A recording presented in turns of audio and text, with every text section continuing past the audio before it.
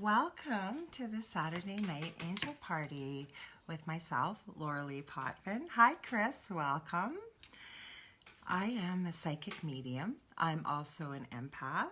I am a medical intuitive, a crystal Reiki master, and a spiritual teacher. And I'm so glad you're here tonight. Hi, Katie. Thanks, guys. I was a few minutes late. I might as well tell you. My oldest son is a drag queen. And he goes by the name of Shea Levy. And he is, I think I said hi, Katie. Sorry if I forgot. He is performing tonight. So right after our live, this drag mama is going to be running out the door to go film her drag queen, baby drag queen, I call her. Yes, queen. Hi, Tasha. So that's why mama still has to touch her makeup. I don't usually wear this much makeup. So if you see I'm a little more, but I'm going to a, I guess it's a bar. So it's going to be fun. It's always fun. If you're on my friend's Facebook page, if I get there in time, you'll see it. Hi, Patty. Welcome. Yeah, so that's why I was a few minutes late. They were just getting out the door with all the costumes. And I swear to God, my son will forget his head if he doesn't have it, if it wasn't attached. So that's why I didn't want all the commotion in the background. So I appreciate you guys waiting for 5 minutes. So again, for those of you just joining, I'm Laura Lee Potvin. And what we usually do with our angel party is that, and I'm trying to move because what I've done, you guys, I'm sorry to keep interrupting. What I've done is I've flipped the camera so that when I hold up cards, you'll be able to read them. They won't be backwards, but I'm not used to it. So I'm used to moving one way, not the other. So if you see me wiggling. Anyways, how I do my evening is I work with Spirit before I go live. And what Spirit wanted me to start with you guys, and we've been doing this for a few weeks, is, hi Christian, is that I'm teaching you, it's not very long, usually about 15-20 minutes, just little tips and tools that you can use to fill up your quote-unquote psychic toolbox. So that's how I do my Saturday Night Angel Party. After that, that's usually when we ask questions. I'll give you a heads up and I'll remind you when we do get to the readings. Is that the more specific you are with your questions, the more specific Spirit can be working with myself to give you answers. And how I do my questions is I don't just take a list. I just sort of go up and down, whatever lights up, whatever Spirit wants me to answer. So I wanted you guys to know that. Well, we're going to start out with our class, I call it a little mini class. I'll make sure I say hi before I start though. So I'm sure I said hi to Tasha. And I said hi to Christian. We got Christy here, and I want to make sure hi Sammy. We've got a couple people here that haven't been here before, so welcome. And I was talking, I do talk with Spirit. Excuse me, is that what it is before I start, Candace? It's Serendipity Day? Well, it's also my birthday on Wednesday. So as the age I am, as I'm getting older, I say it's my birthday week. So it's Serendipity Day, and yeah, it was birthday week. So actually, I'm glad you mentioned that. I'm going to remember that tonight. So getting back to our class. I was working with Spirit and talking with them as I usually do before I do anything, because I also do a radio show on Monday through Friday at 11 o'clock every night. So I have to come up with a little bit of a topic that I'm going to talk about. So we work quite closely together.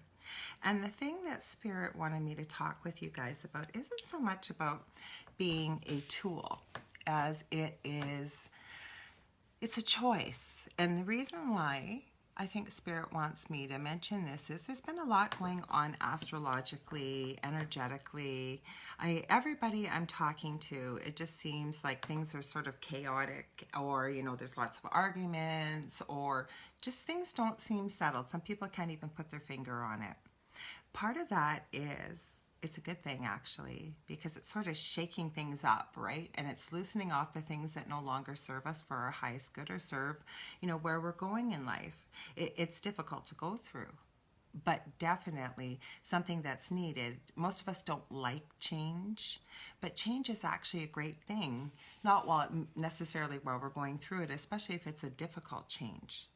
But when we go through change, and especially when we lose maybe certain people, certain parts of our life that are really important to us, the beautiful thing about Spirit is, and I have evidential proof myself in life and many other people that have shared it, that when you look back, it may take some time, a year or two, but when you look back, you really see that Spirit was just, what happened was just making room for something bigger or better in your life.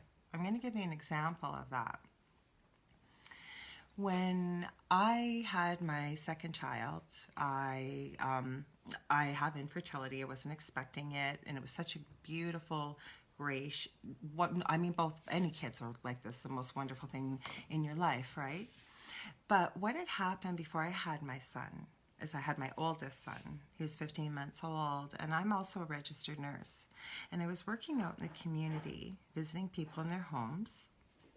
Long story short, I took the side door into this dwelling, and I just had to go in for a quick dressing or something, but where my car was parked was closer to the front door. So I asked my patient if it was okay if I used the front door, and they said, well, by all means. As I stepped out, I immediately found myself going through a hole. And what this person had done, not maliciously, is they had covered a hole in their front steps with a rug. I ended up shattering all the discs in my lower back. And I had to go back in, I had to call for help. I was able to get out of the hole. And I asked him without judgment, why would you do something like that? And this was a really poor area where he was. He didn't have much money. He was on social assistance. And he said, I had actually forgotten I had done that. He said, I was so embarrassed that I had this huge hole in my front steps. I'm so sorry about that. But what had happened was I was never able to return to active nursing. But then I got pregnant with my second son. And as he, probably about from the age of 5 months, I knew something wasn't right. I am getting to a point with this story. What happened was we started to realize that my son, second one, was severely affected with autism. Now looking back now, such a period in my life, I thought I was going to be a doctor, thought I had all these plans. It seemed like life was going beautifully. Everything I'd ever wanted. I was married, I had my 2 kids. I never thought I was ever going to be able to have one. I had a career I loved, but I never expected also to have a child with a severe disability. Excuse me while I grab a drink. There's a good ending to this story. This isn't a pity story. I'm trying to share with you that why I'm talking about change and why it may seem so difficult, and when you look back. Thank you.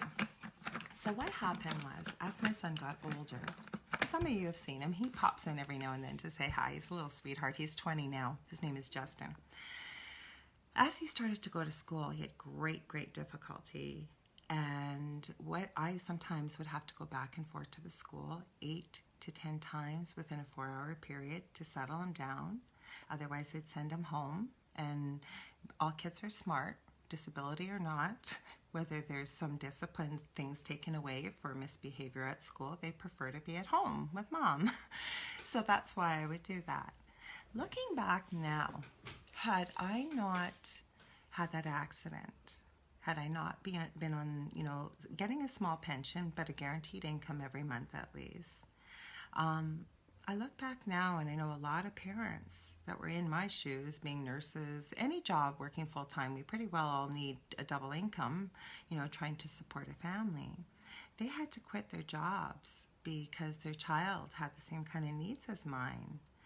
And I was able to look back on that period and realize, it wasn't what I wanted. It wasn't what I was expecting. But out of something so traumatic that I had thought at the time, so much loss, looking back and actually being quite grateful for it, I was able to be home for my son. I was able to be available. I was able to be an advocate. And I still had a pension coming in every month. I had a guaranteed income. These people lost their income having to quit their job. And it's not all about money. But this is where I'm getting at with this, that when we go through change in life, we have a choice. And we also have a choice every morning. Most people if you'll see people that'll be very positive, very uplifting, very loving. You don't see them post, negative things or complaints online, and you think, oh my gosh, they're so positive, they're so uplifting. Have you ever thought that maybe that's a choice? Maybe they've got a lot going on in their life, but there's a beautiful thing that I had found on Facebook, and it was with the anagram, think before you post. And what think stood for, the first letter was, is it thoughtful, the post you're going to make? Is it helpful? Is it, basically they use the word intelligent, but well thought out before you go ahead and post it? Is it negative in any way? Does it, with the K, provide any knowledge for somebody? And it went into as well, was it uplifting? So what they were getting away from was, or what these letters stand for, and why I love to think of that as well before I post, is, when I post on social media or I share, it's not because my life is so wonderful, and I'm not talking about myself, we just sort of segued that way. But I love that anagram that I found, and that's why I'm sharing that with you. And I'm actually going to post the picture in the live here afterwards so you can see exactly what I'm talking about. It's a choice. When you wake up in the morning, most of us barely have time, the alarm goes off, our feet barely hit the ground and we're running. And when you've had this crazy stressful day in the morning, regardless of whether you've got a family or not, everybody has responsibilities and a life. Before your feet hit the ground though, and you open your eyes, like I said, and you take off running, all of a sudden, you could have a really, really crappy morning. And as you're on your way to work, you have some time to think. And you can start to think about like, oh, what a crappy morning. This is going to ruin my whole day. I mean, this is awful. I've got a terrible day ahead of me. Or you have another choice. You can take a deep breath, say to yourself, yeah, you know what? It was a tough morning today, but I'm not going to let that ruin the rest of my day. Now, that doesn't mean that we're sticking your head in the sand. What I'm getting at is, once you acknowledge that, yes, I've had a tough morning on my way to work or wherever, school, you have the choice to, and I find this is something that really, really helps, and I really want to share this with you, and this is why it's not so much of a tool, but a way of catching the way that we think, is you can take a deep breath, and you can start to think about the positive things in your life. And a lot of people say, I don't have anything to be positive for. Or even the things you can be thankful for. You can be thankful for the fact that you woke up this morning, that you have a roof over your head, that you had food or coffee to drink. I hope you get where I'm coming from with this point. But once we start to be really cognizant of the way we start our day, and we really start to really think about making that choice about, do we want to let little things ruin our day? Or do we want to take a deep breath? Because we have the choice every single day. It's like starting over new. Do you want to make that choice to make it a fantastic day? So, and one of the great ways it starts is by being grateful. And the other things I like to teach, as we start to get into that practice about being thankful for things, there's even a practice some people practice out there, I've heard about it on the internet, 100 days of gratitude. So setting 100 days and every day, making a list of at least 10 things you're grateful for. But as you start to change the way you think, this almost works with the law of attraction. We're not going to get into that tonight, don't worry. That's another night. But you're putting out that energy out into the universe, right? Like attracts like with the universe. So when we're putting out more positive energy, and as we start to look at the little things we're grateful for, the universe starts to bring us a little bit more, and you start finding more and more and more to be grateful for. So like I said, I didn't want to preach at you guys tonight. I just wanted to share that with you because it really is a choice.